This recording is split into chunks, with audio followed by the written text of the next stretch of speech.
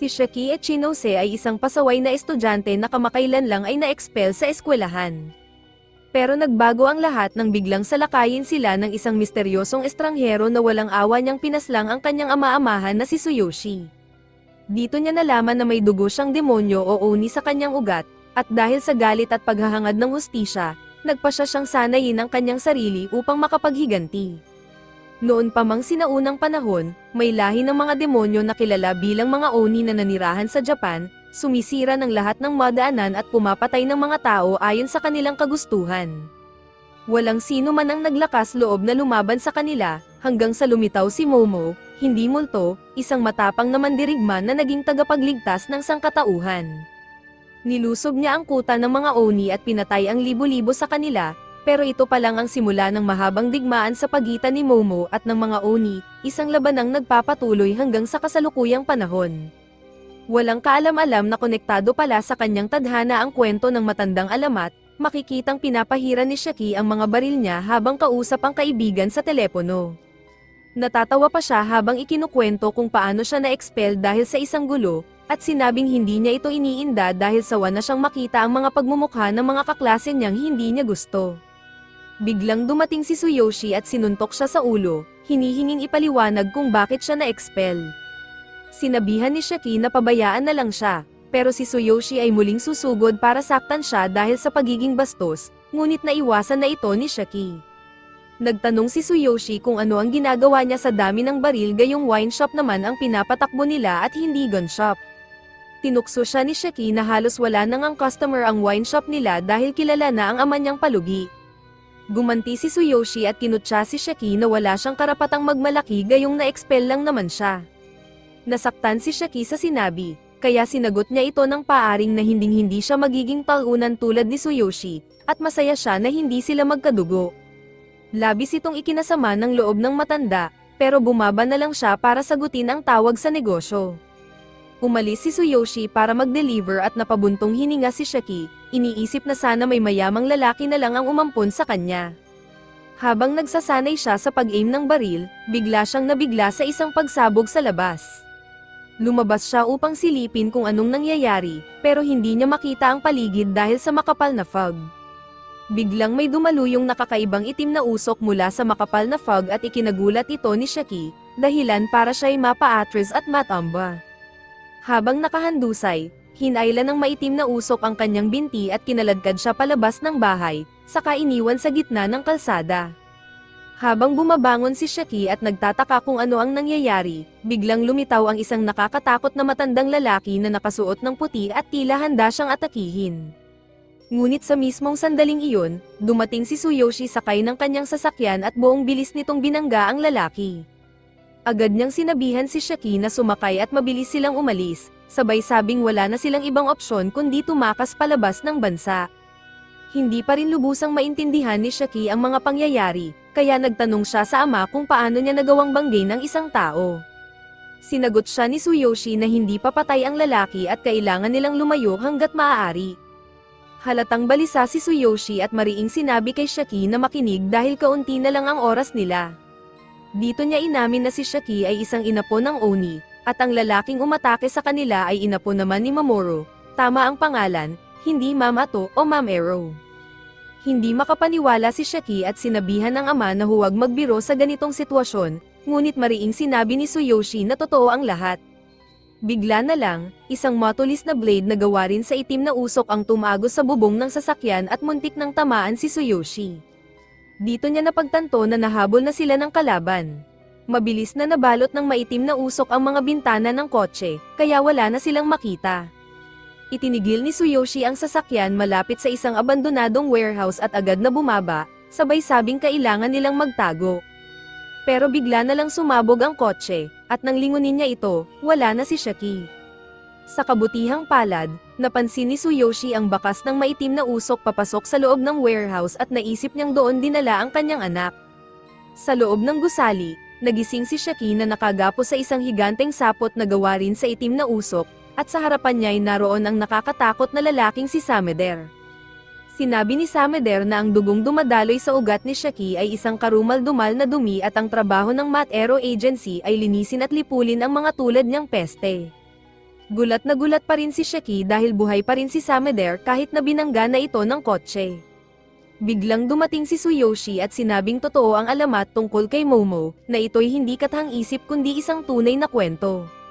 Ipinahayag niya na sa loob ng libu-libong taon, ang mga inapo ni Momo at ng mga Oni ay naglalaban sa isang digmaang lihim, dala ng dugo nilang Namamana.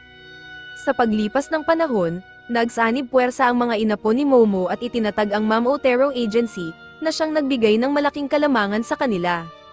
Dahil dito, napilitan ang mga Oni na magkubli sa lipunan ng mga tao upang makaligtas. Hindi pa rin maunawaan ni Shaki ang lahat, ngunit mariing sinabi ni Tsuyoshi na hayaan na niya si Daddy ang humarap sa sitwasyon. Biglang lumikha si Sameder ng 2 espada mula sa itim na usok, at bilang tugon, ginamit din ni Tsuyoshi ang parehong abilidad upang lumaban. Nagbanggaan ang dalawa, kapwa may dalang armas ng itim na enerhiya, at lumilikha ng malakas na shockwave sa kanilang sagupaan. Sa unay na paatras ni Tsuyoshi si Sameder, ngunit tinawag siya nitong mas mahina na kumpara sa dati. Ipinaliwanag ni Sameder na ang itim na usok ay isang unique ability na tanging mga inapo ni Momo lang ang makakagamit, at si Tsuyoshi ay dati niyang senior sa Math Aero Agency.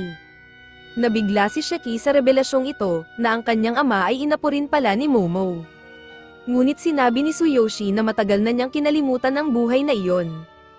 Tinanong siya ni Sameder kung kinalimutan na rin ba niya kung gaano kapanganib ang mga Oni, at ipinahayag na dahil sa pagtatago niya kay Shaki, isang Oni, kailangan rin siyang patayin.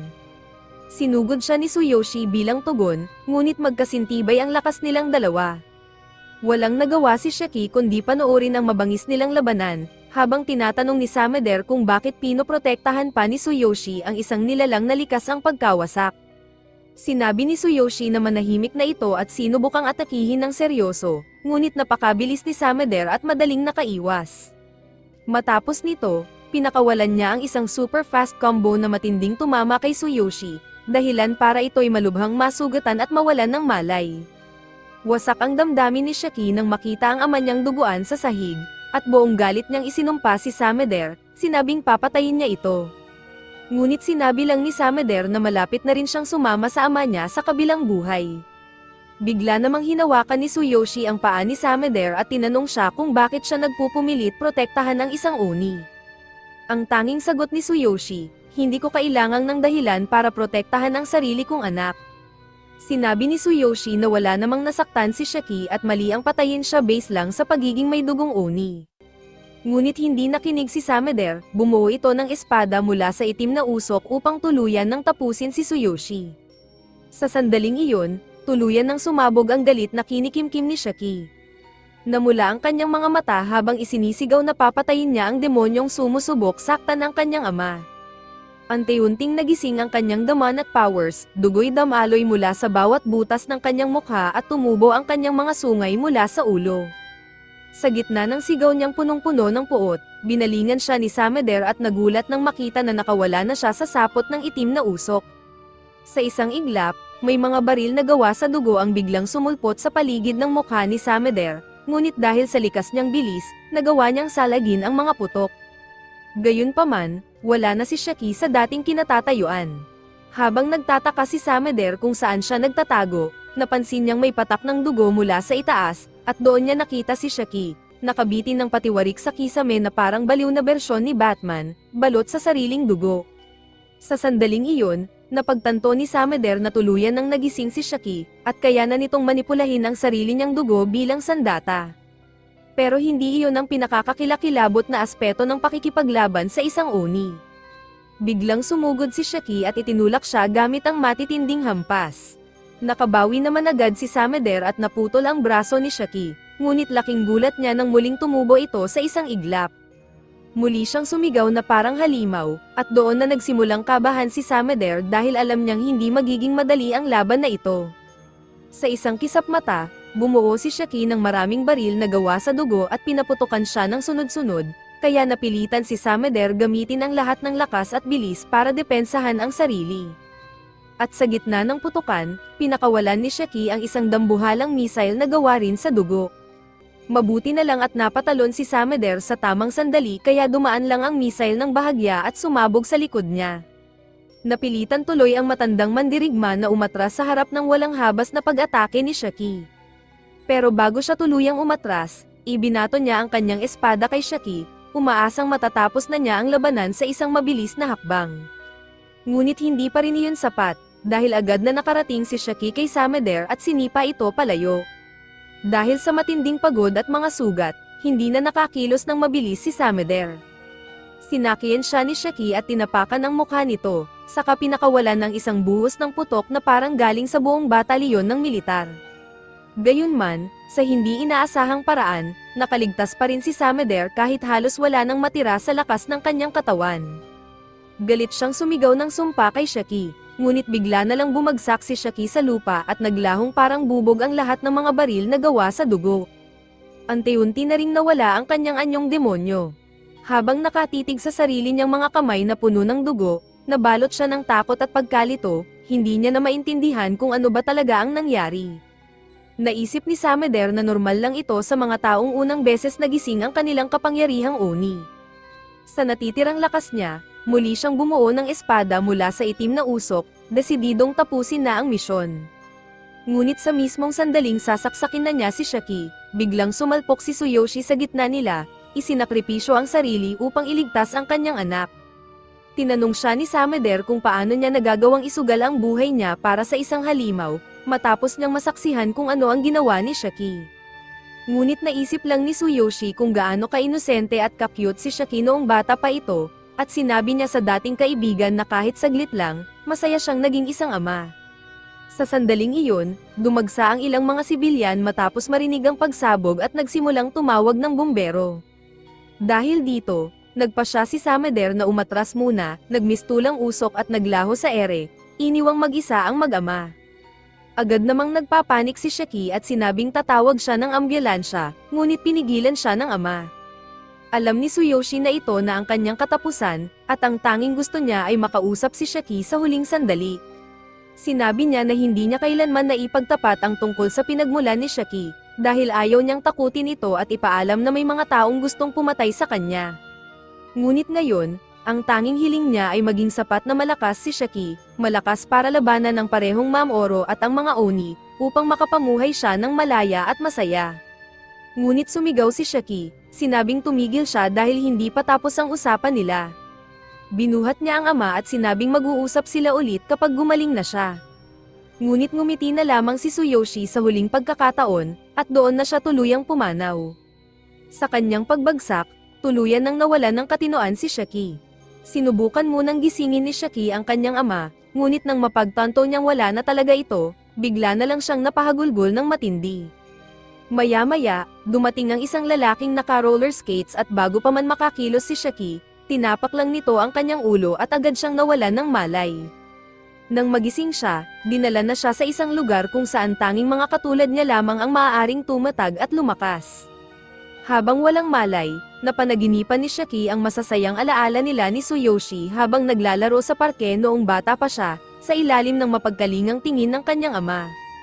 Ngunit biglang naging madilim ang panaginip at nakita niya ang trahedyang pagkamatay ng kanyang ama sa kamay ni Sameder. Nagising siya na parang sinuntok ng realidad, at unang nakita niya ay ang mabagsik at nanlilisik na mata ni Sameder. Ngunit nang lingunin niya ang paligid, napagtanto niyang nakagapos siya at may buzzle ang bibig, nakaupo sa isang silya sa loob ng isang malaking bulwagan. Sa likod niya, abala ang lalaking may roller skates na gumagawa ng one-arm handstand push-up habang may hawak pang payong. Nang mapansin ng lalaki na gising na si Shaki, agad siyang tumayo. Nagpakilala siya bilang Nato, isang kapwa Oni, at walang pag-aalinlangang ipinakita ang kanyang mga sungay. Hindi pa rin makapokus si Shaki sa mga nangyayari, litong-lito sa lahat ng nagaganap. Ayaw pang sabihin ni Nato kung nasaan sila ngayon, pero tiniyak niyang ligtas ang katawan ng kanyang ama at nakatabi sa ibang lugar. Dinala raw niya si Shaki doon para sa retrieval at evaluation. Bigla siyang gamulong gamit ang kanyang roller skates papunta sa isang whiteboard sa sulok ng silid, saka ito nilapit kay Shaki habang pinagmamalaki kung gaano ito kaepektibo kaysa sa paglalakad. Pagkatapos, nagsimula siyang magpaliwanag tungkol sa Mamotero Agency, sinabing tiyak na nakita na ni Shaki ang isang tao na kayang kontrolin ang Black Mist at gamitin ito bilang sandata. Ang Matero Agency raw ay may layuning hanapin at lipulin ang mga Oni. Kaya bilang tugon, lumikha rin ng sarili nilang organisasyon ang mga Oni upang makipaglaban pabalik. Ayon kay Nato, ang trabaho niya ay tukuyin at kolektahin ang mga bagong gising na Oni tulad ni Shaki at dalhin sila sa ligtas na lugar para suriin kung karapat-dapat ba silang maging bahagi ng Oni Agency. Matapos ang maikling introduksyon, ibinalik niya ang whiteboard sa kinalalagyan nito at inalis ang buzzle ni Shaki upang simulan ang interview.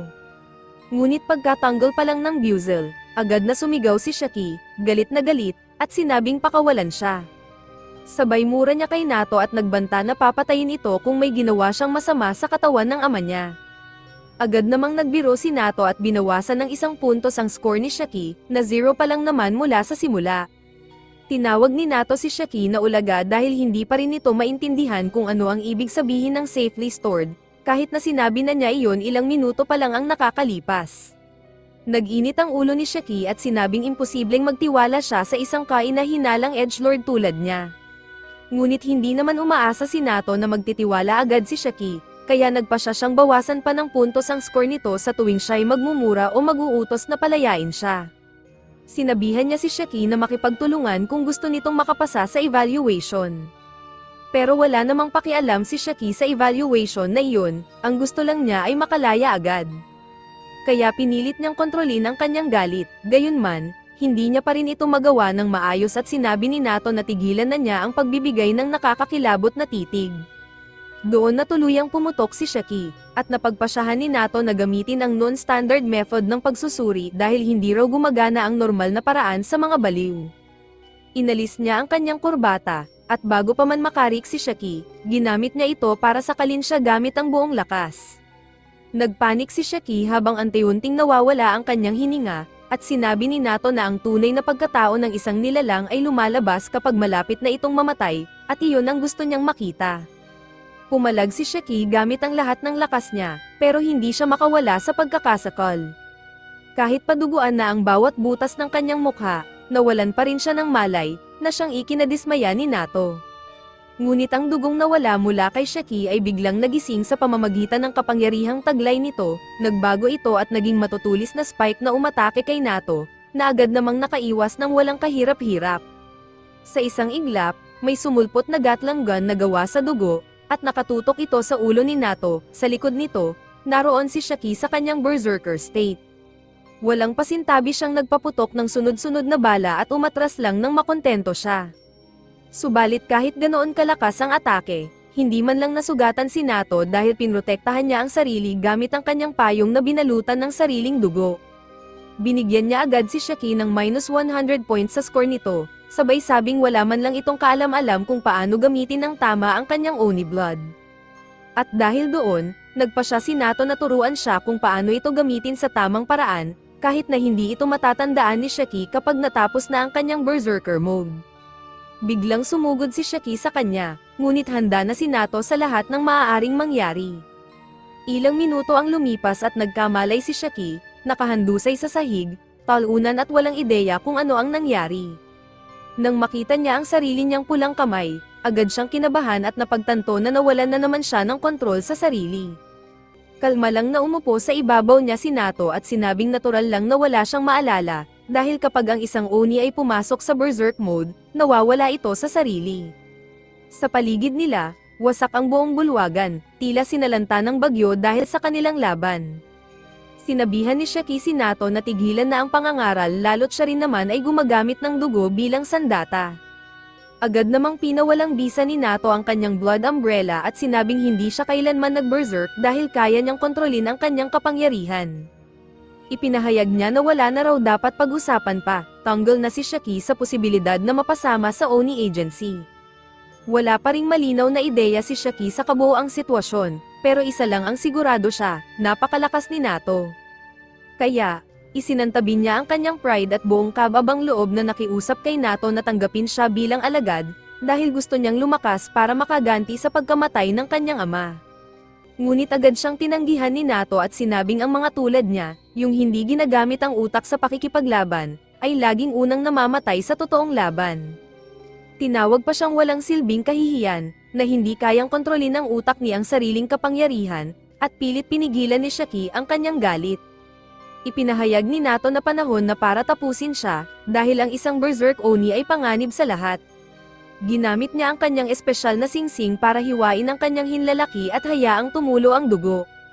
Gamit ang dugong iyon, bumuo siya ng panibagong payong na yari sa dugo. Bigla namang may naisip si Shaki kung paano mapapalitan ang isip ni Nato. Umatras siya sa labas ng abot ni Nato, saka biglang sumugod habang kinakaladkad ang kamao sa lupa hanggang sa ito'y dumyugo. Agad namang ginawang spiky shield ni Nato ang kanyang umbrella bilang proteksyon sa anumang melee attack, sabay kalkula ng mga posibleng galaw ni Shaki. Tumalon si Shaki sa huling sandali, na isa sa mga galaw na inaasahan na ni Nato.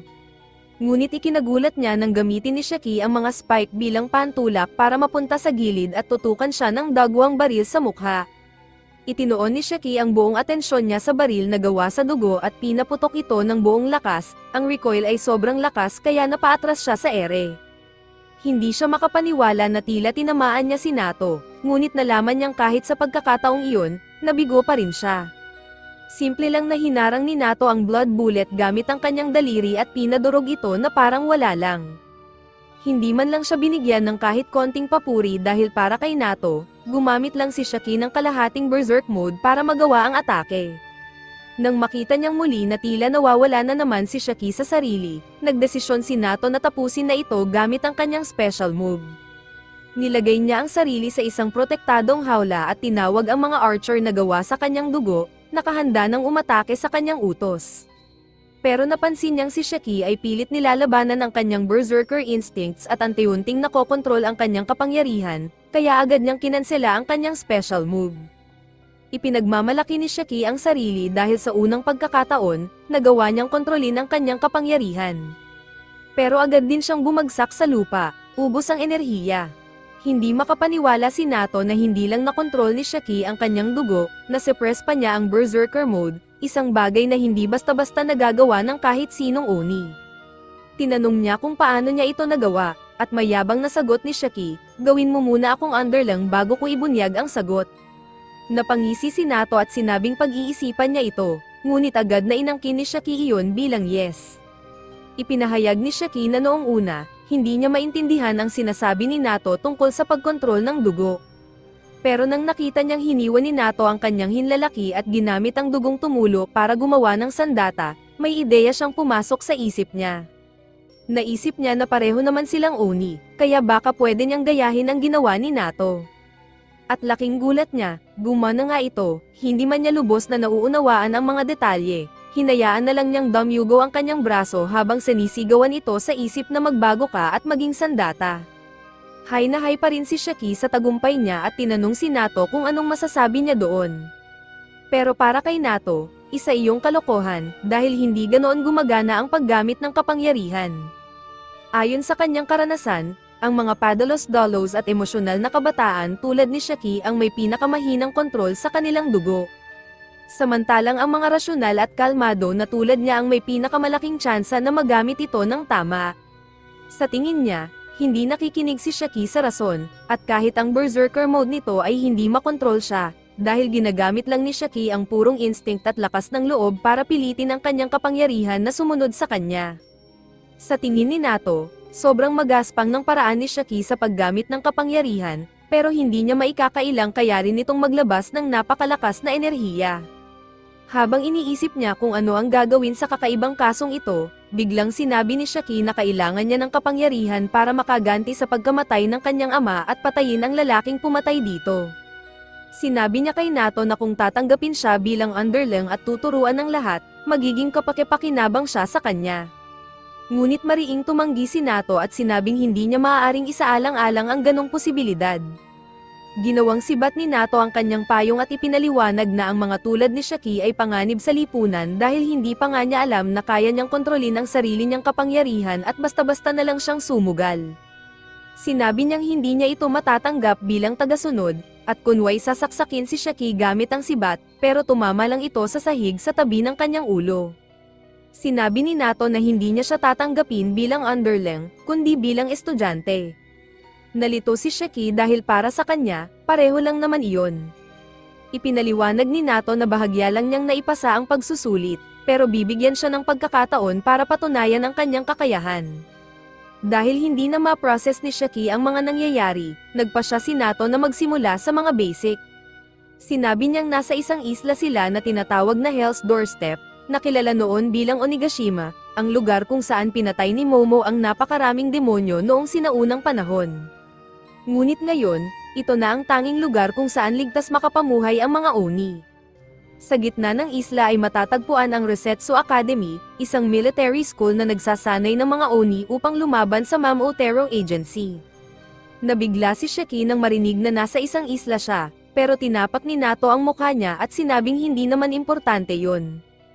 Ang pinakamahalagang bagay ay ang Resetsu Academy ay magtuturo sa kanya ng lahat, mula sa pangkalahatang edukasyon, pagkontrol sa dugo ng Oni, mga teknik sa pakikipaglaban, at kasaysayan ng tunggalian ng Matero at Oni. Si Nato rin ang magiging homeroom teacher ni Shaki, at sinimulan na niyang ipaliwanag kung paano gumagana ang akademya. Pero para kay Shaki, masyado nang marami ang impormasyon at parang hindi na kayang i-handle ng pea-sized brain niya. Sa totoo lang, wala rin naman siyang pakialam sa lahat ng iyon, ang tanging gusto niyang malaman ay kung magiging sapat ba siyang malakas para makapaghiganti sa pagkamatay ng kanyang ama. Walang maipapangakong kasiguraduhan si Nato kay Shaki, ngunit malinaw niyang sinabi na kung hindi siya magiging sapat na malakas para labanan ang Matero Agency, tiyak na siya'y mapapalaya sa paaralan. Makalipas ang kaunting oras, nakabihis na si Shaki at tila sabik na pumasok sa isang kakaibang klase ng paaralan. Pero agad siyang binalaan ni Nato na may iba pang mga estudyanteng pumasa rin ngayong taon at sa totoo lang, siya marahil ang pinakawalang kakayahan sa lahat. Biglang naalala ni Shaki ang kanyang ama at tinanong si Nato kung nasaan na ang bangkay nito. Sagot ni Nato, nasa morgue pa rin ito dahil gusto nilang si Shaki mismo ang magayos ng libing ayon sa kanyang paniniwala. Medyo nalungkot si Shaki sa muling pag-alala sa kamatayan ng kanyang ama, pero pinaalalahanan siya ni Nato na walang saysay ang pagiging malungkot at tanging ang pagpalakas ng sarili ang dapat niyang pagtuunan ng pansin kung gusto niyang makapaghiganti. Sabi ni Shaki, mukhang mabait din pala si Nato, bagay na ikinahiya ng teacher at daldaling umalis habang sinabing kung hindi makakarating si Shaki sa klase bago siya, tanggal na agad ito. Sa hindi inaasahang paraan, nagawa ni Shaki na habulin si Nato, at habang iniisip niya kung paano ba siya papasok sa classroom para makuha ang maximum aura, bigla na lang siyang sinipa ni Nato papasok sa pinto. Dahil sa sobrang sablay ng kanyang entrance, pakiramdam niya ay may aura death na siya agad, kaya humingi siya ng tissue sa isang kaklaseng may maskara na nagngangalang Jin, para sa kanyang nosebleed. Ngunit mas matindi pa ang pagka-edgelord ni Jin kaysa sa mismong teacher nila. Sinabihan nito si Shaki na tumigil sa pakikipag-usap sa kanya. Uminit ang ulo ni Shaki at tinukso si Jin dahil wala pa raw itong sungay. Kalma lang na nagpakita si Jin ng kanyang mga sungay at sinabing ang mga tangalang na bagong recruit ang palaging ipinagyayabang ang sungay nila kahit hindi pa nila ito kayang kontrolin. Napaikan naman dito ang isa pang estudyante na si Akari, na isa ring hindi pa marunong magkontrol ng kanyang sungay. Naging tensyonado ang sitwasyon sa loob ng silid-aralan at tila magkakagulo na, lalo na nang lumapit si Shaki kay Jin para makipagharapan. Pero bago pa man lumala ang lahat, biglang lumitaw si Nato sa likuran nila at sa hindi maipaliwanag na paraan, bigla na lang nasa upuan na si Shaki, katabi si Jin, nang hindi man lang niya napansin kung paano nangyari. Ganoon din ang reaksyon ni Jin, nagulat din, pero si Nato ay walang oras para makipag-aksaya sa drama ng kanyang mga estudyante. Ipinahayag niya na para sa kanilang unang aralin, maglalaro sila ng tag. Dinala ni Nato ang lahat ng estudyante sa isang kagubatan at ipinaalam sa kanila na may isang oras silang ibinigay upang makabalik sa paaralan habang iniiwasang mahuli niya. Ipinahayag niyang ang sinumang hindi makakabalik sa oras ay automatikong matatanggal, at wala siyang pakialam kahit tutol si Shaki. Dagdag pa niya, malaya silang gumamit ng cane kanilang kapangyarihan, pero gagamit lang siya ng sarili niyang abilidad kapag may isa sa kanila ang tuluyang nag-berserk. Mayabang na nagsalita si Jin, sinabing baka mapatay siya kung hindi siya gagamit ng lakas, at walang pakialam si Nato. Sa halip, sinabi pa niya na kung sakaling may makapatay sa kanya, agad silang magtatapos sa akademya at malaya silang pumili ng squad na silang sa laban kontra Matero Agency. Ipinaliwanag niyang ang layunin ng paaralan ay ihanda sila para sa tunay na panganib sa mundo, at sa bawat hakbang, susubukan niya sila. Tinanong niya ang lahat kung handa na sila, at buong tapang na sumagot si Shaki na ibubuhos niya ang lahat upang maipasa ang mga pagsubok. Ngunit may isa pa palang patakaran, kumuha si Nato ng 2 bola na, ayon sa biro niya, mas maliit pa kaysa sa akin. Sinabi niyang para makapasa sa pagsusulit, kailangang may dalang bola ang mga estudyante pagbalik nila sa akademya, sa kabigla niya itong inihagis sa restricted area. Naisip ng mga estudyante na dahil 2 lang ang bola, siguradong mag-aagawan sila. Ngunit nilinaw ni Nato na hahatiin sila sa 3 grupo. Sa unang team, kasama ni Shaki si Jin at ang mahiyain pero magalang na pink-haired na si Homer.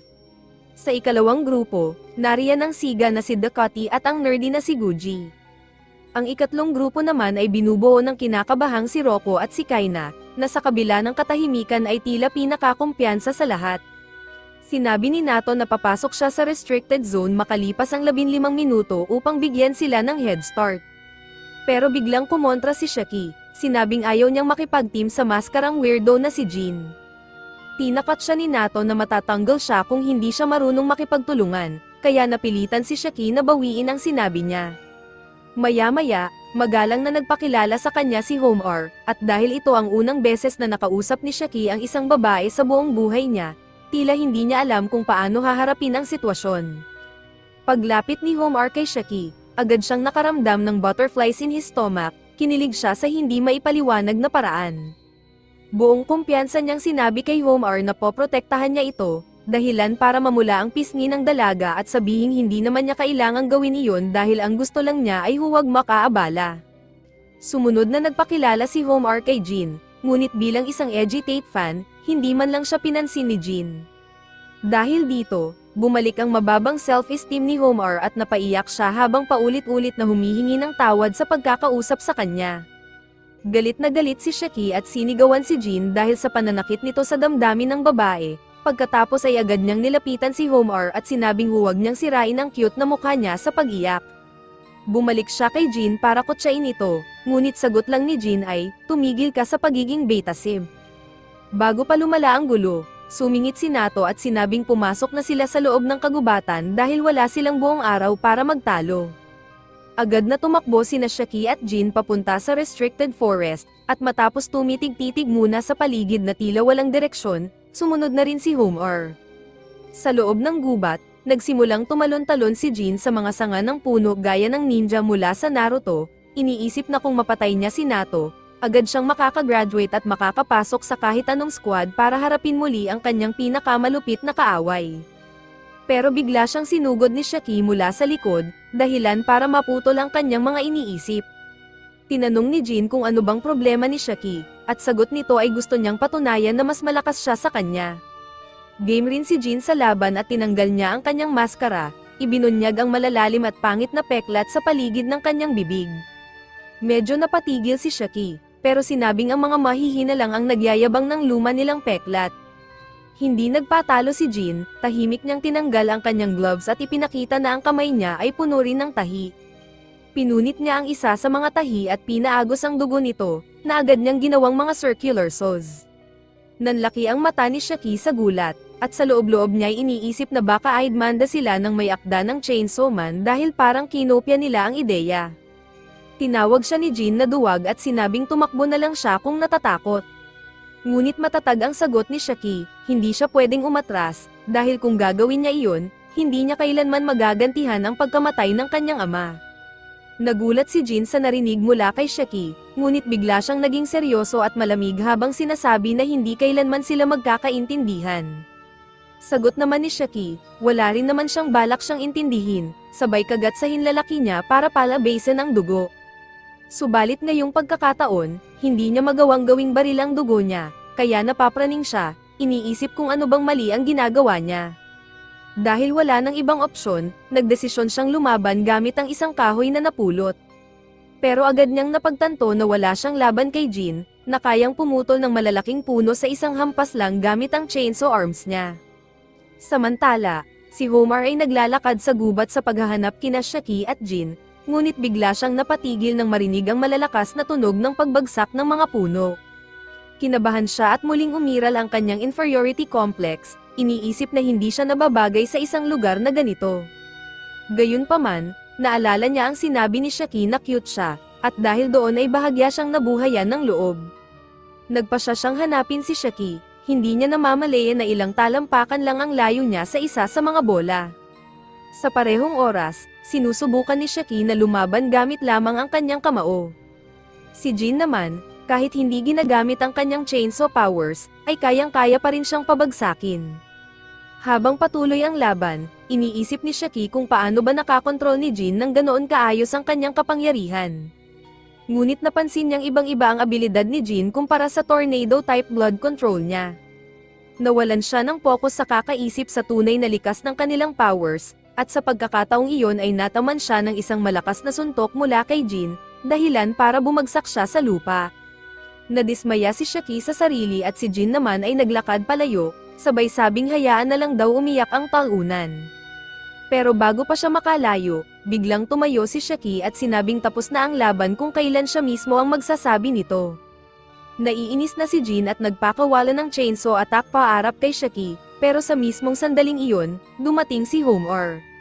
Dahil sa likas niyang negative survival instincts, hindi man lang niya napansin na dumaan siya mismo sa linya ng atake.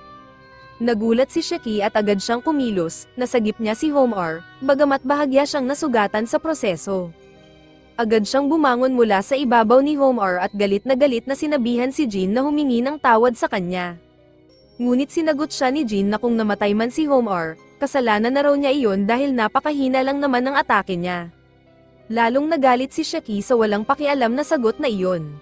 Ngunit bago pa siya muling makapagsalita, bigla niyang narinig si Homer na paulit-ulit na bumubulong ng "I'm sorry" na parang panalangin. Nilapitan siya ni Shaki at sinabing wala siyang kasalanan, pero tila wala sa sarili si Homer at bigla na lang damyugaw ang kanyang ilong.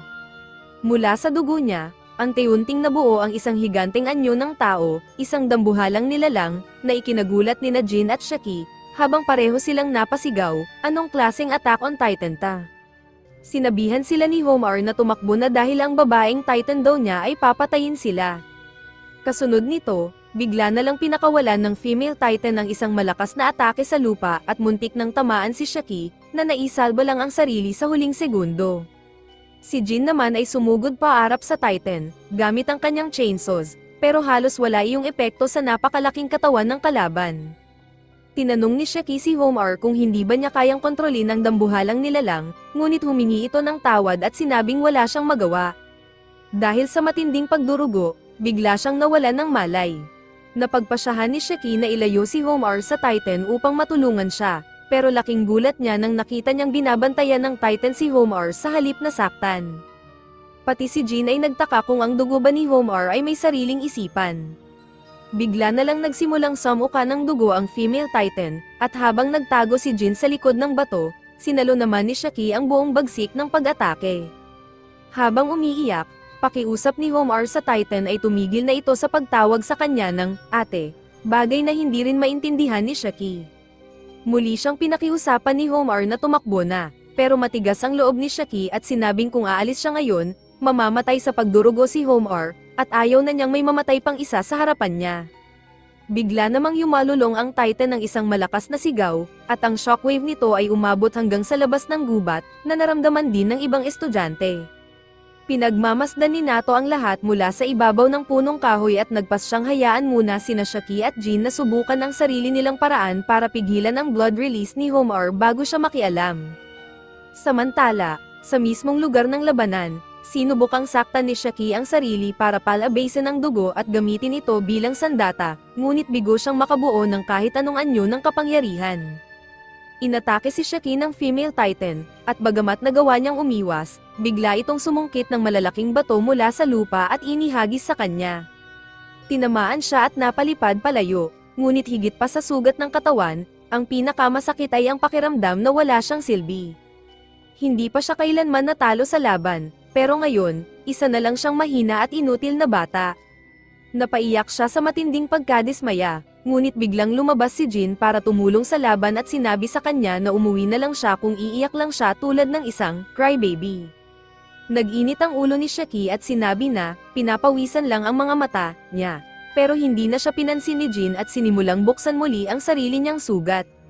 Sa pagkakataong ito, bumuo siya ng dalawang magkaibang uri ng chainsaws sa magkabilang braso. Ramdam pa rin niya ang epekto ng nakaraang atake ng Titan, ngunit determinado siyang manalo sa kahit anong laban sa harapan niya. Mula sa malayo, pinagmamasdan ni Nato ang mga nangyayari at humanga siya sa kakayahan ni Jin na makalikha ng dalawang magkaibang sandata ng sabay. Ipinaliwanag niya na ang Oni Blood ay maaaring maging kahit anong anyo na kaya mong maisip, ngunit madalas itong naaapektuhan ng trauma sa nakaraan, personal na hilig, at karanasan ng gumagamit. Samantala, mabilis na umatake si Jin, gamit ang circular chainsaw para makaakyat sa katawan ng Titan. Tinangkang gayahin ni Jin si Levi Ackerman sa pag-atake sa batok ng Titan, ngunit nagawang ipagtanggol ng Titan ang sarili sa pamamagitan ng pagsakripisyo ng isang braso. Habang nakikipaglaban si Jin, sumisigaw si Shaki sa kanyang kamay, pinipilit itong lumikha ng kahit anong sandata. Nagtataka siya kung bakit si Jin ay nakakapaggawa ng weapon habang siya'y wala man lang mailabas. Ngunit bigla niyang napagtanto, lahat ng ginagawa ni Jin ay pawang mga panghiwa, mga gamit sa pagputol. Si Homar naman, may koneksyon sa kanyang female Titan. Naalala niya na mahilig siya sa mga baril, mas higit pa sa isang average na American. Doon niya naintindihan, kaya niyang lumikha ng baril dahil personal niyang gusto ito. Sa wakas, nakuha niya ang key sa pagkontrol ng kanyang kapangyarihan. Samantala, nahihirapan na si Jin sa pakikipaglaban sa Titan, lalo na nang biglang yumalulong ito ng napakalakas, isang roar na literal na nagpapasabog sa kanyang mga eardrums. Nawala kay Jin ang kanyang balanse matapos ang matinding sigaw ng female Titan, at inakala niyang katapusan na niya iyon. Maging si Nato ay naghahanda ng makialam, ngunit biglang sumigaw si Shaki at sinabing siya na ang lalaban. Nakapwesto siya habang nakatutok sa Titan gamit ang isang malakas na grenade launcher, at humanga si Nato na nakuha na ni Shaki kung paano gamitin ang kanyang kapangyarihan. Tuwang-tuwa si Shaki na subukan ang kanyang bagong sandata, pero bago pa siya makaputok, umatake na ang Titan. Mabilis niya itong naiwasan at pinaputokan ng granada, isang direktang tama na agad sumabog at pinaira-piraso ang female Titan.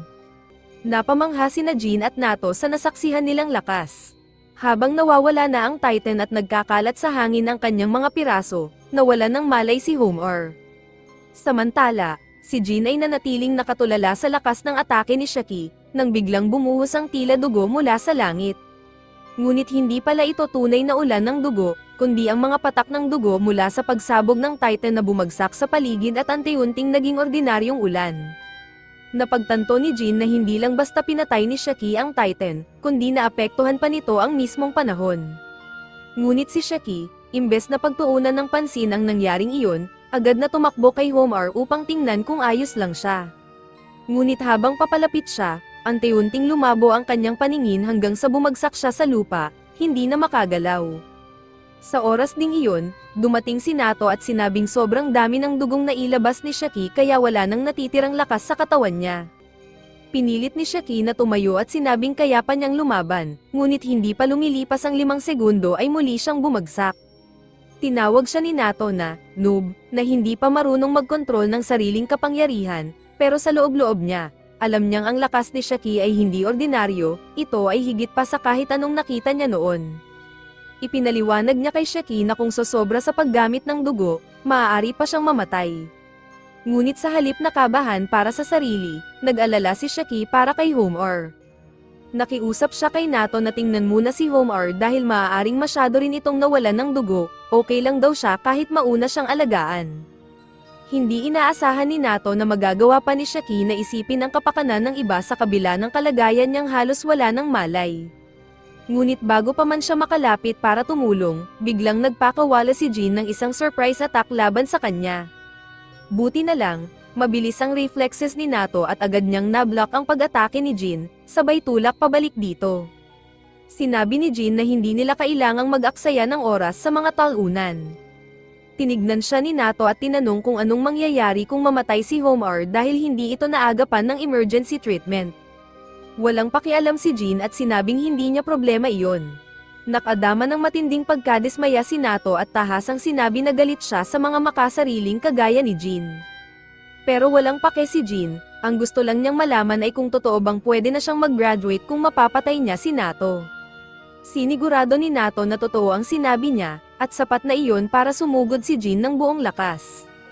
Sinubukan niyang tamaan si Nato gamit ang blood chainsaw, pero na-block ito gamit ang multipurpose umbrella ni Nato, na tila gawa sa parehong materyal ng pants ni Hulk dahil kahit anong tama, hindi nasisira. Pagkatapos, pinindot ni Nato ang isang button sa payong para maglabas ng makapal na usok. Akala ni Jin ay susugurin siya nito gamit ang surprise attack, kaya inihanda niya ang sarili para umatake kapag lumapit si Nato. Ngunit laking gulat niya nang bigla siyang tamaan ng mabilis na rubber bullets. Agad siyang nagtago sa likod ng puno, habang patuloy ang pagpapaputok ni Nato gamit ang kanyang umbrella gun. Sinabi ni Nato na hindi naman nakamamatay ang mga bala, pero siguradong masasaktan ito ng todo. Sinadya pa niya ang tama sa injured hand ni Jin para mas madagdagan ang pinsala. Napagtanto ni Jin na plano ni Nato na panatilihin ang distansya sa kanilang dalawa, dahil iniisip nitong puro close range lang ang abilidad niya. Pero may mga itinatagong trick si Jin para sa mga ganitong pagkakataon. Kaya bigla siyang lumabas mula sa likod ng puno, umiwas sa mga bala, at nagpakawala ng mga lumilipad na blades papunta kay Nato. Naiwasan naman ito ni Nato ng madali, pero nagulat pa rin siya sa kakayahan ni Jin na lumaban sa long range. Hindi tumigil si Jin sa pag-atake at biglang lumitaw sa ere, nasa likuran na ni Nato, iniisip na hindi na ito makakadepensa. Ngunit sa halip na magulat, binato lang ni Nato ng bomba si Jin. Nataranta si Jin, pero sa kabutihang palad, isa lang pala itong harmless smoke bomb. Napailing siya at inisip na siguradong babarilin na naman siya ni Nato mula sa malayo. Dahil dito, hindi inasahan ni Jin na biglang lilito si Nato mula sa likod at bibigyan siya ng isang spine-crushing punch na nagpabagsak sa kanya. Habang nakahandusay, sinermonan siya ni Nato na sa isang tunay na labanan, ang pagiging kumpiyansa sa sariling prediksyon ay isang malaking kahinaan na madaling mapasok ng surprise attacks. Si Jin ay labis ng sugatan at pagod para makagalaw, pero pilit pa rin siyang tumatayo. Kaya napilitan si Nato na baligtarin ang kanyang payong at gamitin ito bilang hawla para ikulong si Jin. Patuloy na nagpupumiglas si Jin para makatakas sa loob ng umbrella cage, kaya tinanong siya ni Nato kung ganoon na lang ba niya kagustang makita ang kanyang ama. Biglang natahimik si Jin sa narinig at nagtanong kung paano nalaman ni Nato ang tungkol doon. Sagot ni Nato, tiningnan niya ang mga record ni Jin kaya alam niya ang ilang bagay tungkol sa kanya, kasama na ang katotohanang ang kanyang ama ay isang Mamaotero. Sa sandaling iyon, tila gumalaw ang bawat selula sa katawan ni Jin sa matinding galit. Samantala, nabigla si Shaki sa revelasyon, pareho pala sila ng pinanggalingan ni Jin. Ngunit si Jin ay punong-puno ng galit at galit na inamin na ang ama niyang Mamaotero ang Some-Ire sa buong buhay niya, pinatay ang kanyang pamilya, ginamit siya sa mga eksperimento, at iniwan siyang pan ng peklat sa katawan. Naalala niya ang mga panahong nabubuhay siya sa basura, pinipilit mabuhay habang iniipon ang puot laban sa ama. Nangakong papatayin niya ito sa sarili niyang mga kamay, kahit ipagsapalaran pa niya ang buhay niya. Dahil sa labis na galit, biglang bumuhos ang lakas sa katawan ni Jin at nagawa niyang wasakin ang hawla ng payong na pumipigil sa kanya. Ngunit bago pa siya makakilos, agad siyang sinunggaban ni Nato sa mukha at binagsak sa lupa, kasabay ng sigaw, "Tanga ka talaga." Sinabihan siya ni Nato na kung mamamatay siya habang habol ang kanyang hangarin, isa lang siyang idiot na hindi kailanman mararating ang pangarap niya. Mas mabuting mabuhay, kahit masaktan, mapahiya, o matalo, kung ito ang daan para matupad ang layunin. Sa wakas, napahinto si Jin at hindi na kumilos, tumawag na si Nato sa paaralan para humingi ng nurse at sinabi niyang may sugatang estudyante sa lokasyon. Ipinabatid din niya na si Homar ay pinalabas na sa test dahil sa sobrang blood loss at si Jin ay nakatali na rin, tapos na sa pagsubok. Samantala, si Shaki ay nakatayo pa rin at sinabi ni Nato na mayroon na lamang siyang 6 na minuto bago matapos ang time limit. Hawak ni Nato ang isa sa mga bola at sinabi kay Shaki na may dalawang pagpipilian siya, agawin ito mula sa kanya, o hanapin ang natitirang bola at makabalik sa paaralan sa loob ng 5 minuto. Reklamo ni Shaki, hindi raw patas ito, pero wala siyang magawa kundi sumunod sa mga patakaran ni Nato. Agad namang tumakbo si Nato palayo, at si Shaki ay humabol, gusto niyang makita kung anong plano nito.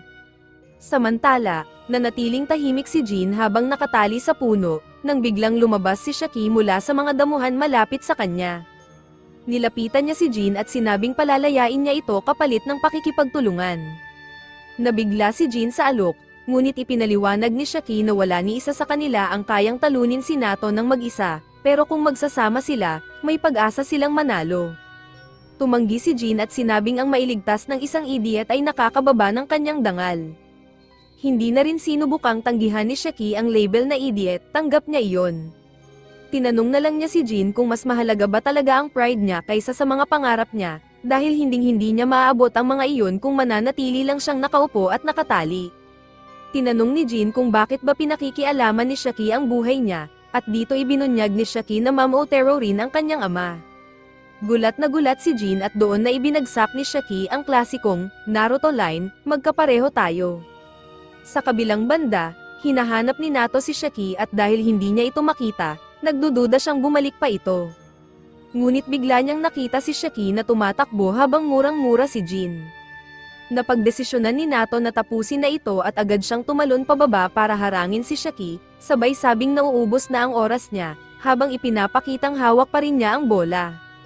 Habang nakatigil, galit na galit si Shaki sa isip niya kay Jin, hindi dahil hindi siya tinulungan, kundi dahil kahit nailigtas na siya, gusto pa rin nitong siya ang masunod. Biglang tumalon si Jin mula sa itaas papunta kay Nato, kunwari aagawin ang bola. Madaling naiwasan ito ni Nato, pero iyon lang pala ay isang feint, ang totoong galaw ni Jin ay ang paghagis ng isang batong may tali, na agad pumulupot sa katawan ni Nato. Sa isang iglap, na-restrain siya, at agad namang sinalo ni Shaki ang kabilang dulo ng tali. Sabay na hinailan ni Shaki at Jin si Nato gamit ang lahat ng lakas nila, ngunit itinukod ni Nato ang mga paa niya sa lupa, tiwalang kulang sa stamina ang dalawa para mapatumba siya. Bigla namang nagpaputok si Jin ng blood blade papunta kay Nato, na napilitan itong umiwas, at sa mismong sandaling iyon, nawala ang balanse niya. Sapat na iyon para kay Shaki na sumugod at patamaan ang bola mula sa kamay ni Nato. Tumilapon ang bola at napunta malapit kay Jin, sigurado si Nato na kung subukang dalhin ni Jin ang bola pabalik sa academy, tiyak na susubukan itong agawin ni Shaki. Plano niyang samantalahin ang pagkagulo ng dalawa para mabawi ang bola. Ngunit laking gulat niya nang sabihan ni Shaki si Jin na kunin ang bola at tumakbo na. Agad namang sinunod ni Jin ang sinabi, habang tuwang-tuwang sumisigaw si Shaki ng suporta. Nakuha namin to sayo, Nato, sigaw niya, pero agad siyang pinaalalahanan ni Nato na tanging ang taong makakabalik sa academy na may hawak ng bola ang makakapasa, at sa ngayon, si Jin lang iyon. Nanlaki ang mata ni Shaki, napagtanto niyang wala pala siyang naisip na strategy, at napagtanto rin ni Nato na isa siyang complete idiot na hindi iniisip ang consequences bago kumilos. Agad siyang nagsisi sa naging desisyon at sumigaw kay Jin na bumalik, pero sobrang layo na nito para marinig pa siya. Sigurado si Jin na makakarating siya sa academy sa oras, pero naisip niyang imposible ang lahat ng ito kung wala si Shaki. Kaya hindi niya kayang iwan ito, bigla siyang bumalik at tumakbo pabalik kay Shaki, na natulala at tinanong siya, naliligaw ka ba tulad ni Zoro? Sinagot siya ni Jin ng, tumahimik ka, at sinabing ang tanging dahilan kung bakit siya bumalik ay dahil ayaw niyang i-credit ang kanyang tagumpay sa isang idiot. Mas pipiliin pa raw niyang mabaygo at abutin ang pangarap sa sariling lakas. Kaya inalok niya ang bola kay Shaki at sinabing siya na ang magdala nito pabalik sa academy. Ngunit bago pa sila magkaabutan, biglang may tumakbong maliit na pink na nilalang na parang bullet train, humarang sa gitna nila. Agad namang pinatigil ni Nato ang test at sinabing huwag na silang mag-away pa lalo na't nariyan na si Muko, ang kanilang high-speed Surir delivery pet. Alam ni Nato na ipinapadala lamang si Muko kapag may emergency. Kaya agad niyang inactivate ang radio na nasa likod nito at natanggap ang mensahe ng request for backup mula sa Kyoto branch na kasalukuyang inaatake ng Ma'am Otero Agency, sa labas ng test zone. Samantala, ang ibang estudyante ay tahimik na naghihintay sa labas, iniisip na nabigo na sina Shaki at Jin dahil lumampas na sa time limit. Ngunit bigla namang dumating si Nato kasama sina Shaki at Jin, at ibinalita sa lahat na nasa panganib ang Kyoto branch at humihingi ito ng agarang tulong. Kaya sa halip na ipagpatuloy ang pagsubok, agad silang pupunta roon. Agad silang sumakay ng bangka patungong Kyoto branch, at halatang hati ang saloobin ng mga estudyante, may kaba at may excitement, sa ideyang agad silang mapupunta sa isang tunay na battlefield, ngunit nilinaw ni Nato na hindi sila makikipaglaban, ang kailangan niya ay ang suporta nila para sa mga tunay na mandirigma na lalaban. Dito nagtatapos ang video. Huwag kalimutang mag-like at mag-subscribe sa channel. Salamat sa panonood, at magkita tayo sa susunod.